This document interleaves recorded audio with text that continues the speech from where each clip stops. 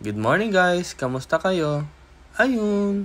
Nabanggit ko nga noong nakaraan na masarap itong Tinapayan Festival Chicken Pie. At ito na nga, nakabili na kami.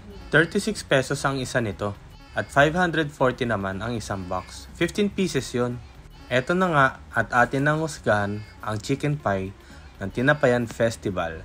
Unang kagat pa lang, malalasahan mo na yung pagiging chicken niya. Meron din siyang mga palaman na pasas. Pero, ang maganda ron, hindi siya gaano nalalasahan.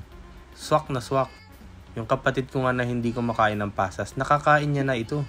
At kung nakikita nyo naman ang pagiging flaky nitong pie na to, grabe, ang sarap nguyain. Sobrang juicy.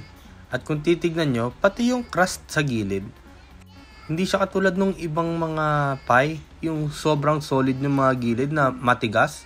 Ito sobrang lambot. Sobrang sarap talaga nito. Ayun lang. Bye-bye!